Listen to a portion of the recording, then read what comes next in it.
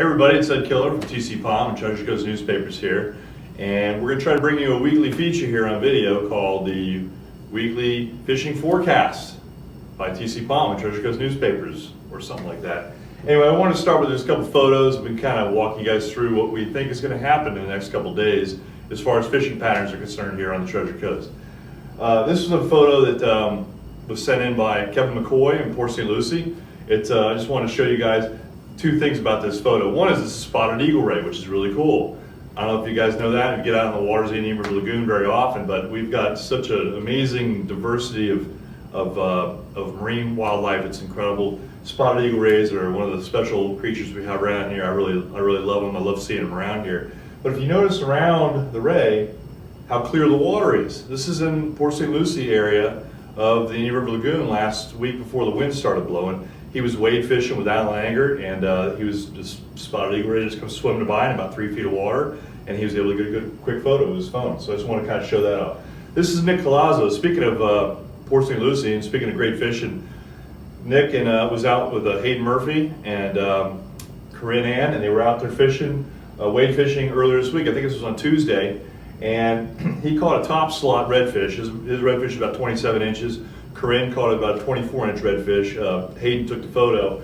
But this just gives you an idea of some of the surprises we're getting right now as far as our great fishing. Again, notice the water clarity, pretty good. It was before the wind shifted around with this cold front, but believe me, as the winds start to go back east again, we're probably going to have some areas along the eastern side of the lagoon where you're going to have this kind of water clarity again, which means long casts. You can use small size jigs, and you can still catch a lot of fish like these redfish here. Next up, I want to show you where he was fishing. This is right here in the Indian River Lagoon. This is the Port St. Lucie area. You can see, obviously, this is the St. Lucie 2 nuclear power plant. And this zone right here, I didn't know exactly where they were, but I knew they were somewhere in this area right here. And you can see, since they're wade fishing, they can only get out to about where the end of the docks are. So they're in this zone right here, casting mostly artificial lures. I think they're using Z-Man products when they caught those redfish that day. Here's some pompano. This was sent in by Marcia Fusner, captain here in Martin County. Marcia's been taking her clients out here south of the Stewart Causeway. Again, I can't give you specifics because I'm not exactly sure where. Some guys share things with me, some people don't. But Marcia said that her clients were able to sight cast some of these pompano because of our water clarity. It's nice to know the year after we had these horrible discharges in 2016, they were having conditions like this at the southern end of the Indian River Lagoon in Martin County. And the pompano run is certainly a theme. We're getting them along the beaches, we're getting them in the Indian River Lagoon, all the way throughout the entire area, from Hope Sound all the way through Sebastian. They're run along the beaches, clam strips, sand fleas, fish bites.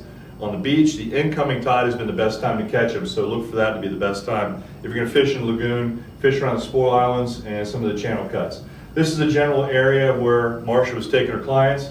You can see the Stewart Causeway is just north of where this red box is.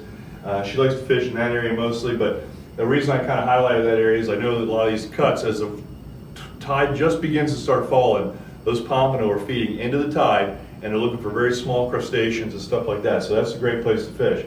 The reason I put an X on this spot right here is if you notice, this is an old photo from about year 2000. This shows you all this dark area. That's all seagrass. It's out there in the Indian River Lagoon, just north of the St. Lucie Inlet. This is Sailfish Point down here, that's Sewell's Point over here. This is St. Lucie River winding up there. All that seagrass is dead. So anyway, just want to kind of bring that to your attention. Here's another spot where you can catch pompano and those redfish we talked about a few minutes ago. This is the Rissa Flat. This is the moorings community in Vero Beach is right here. And this is Round Island Park right over here, right at the county line for St. Lucie and Indian River County.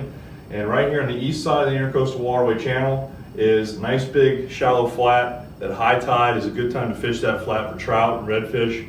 As the tide just begins to start falling, the pompano will run right down the channel edge, and that's a good time to catch them. The other reason I wanted to point this out is because unfortunately last week we lost a great friend, the Indian River Lagoon and Indian River County and waterways in general, is Paul Drittenboss. He was a captain, he was an architect.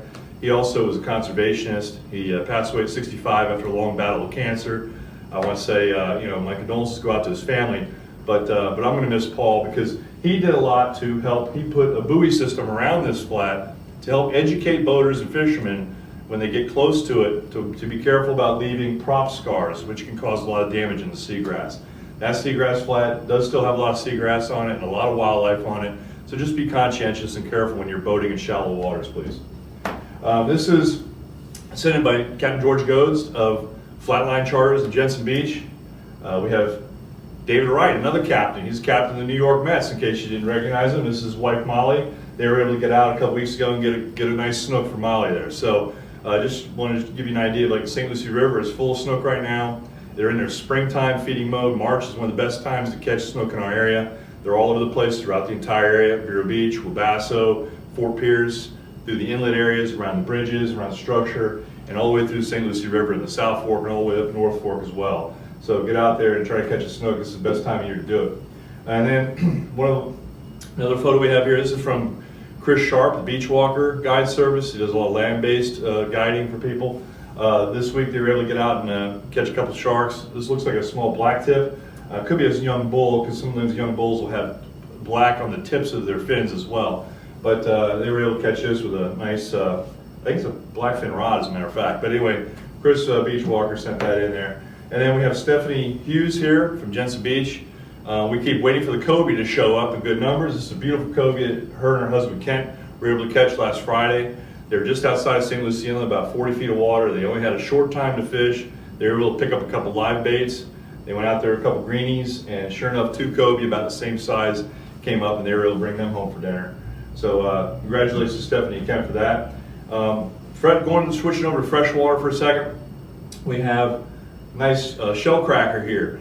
These guys, this happens to be a customer who was fishing with Captain Mike Schellen of OkeechobeeBassFishing.com. They were out in Lake Okeechobee on Tuesday, and he and his friend from Michigan came down and they caught 81 of these guys. So talking about a nice fish fry for them, hush puppies, can't beat it for a nice Florida cracker dinner here. This is about where they were fishing. Schellen likes to fish in these areas right here. He said a lot of these fish, like the shell crackers and bluegill especially, they've been showing up this week and last week, and these are the areas they're in. They're in these grassy areas towards the western side of the lake and the northern side of the lake.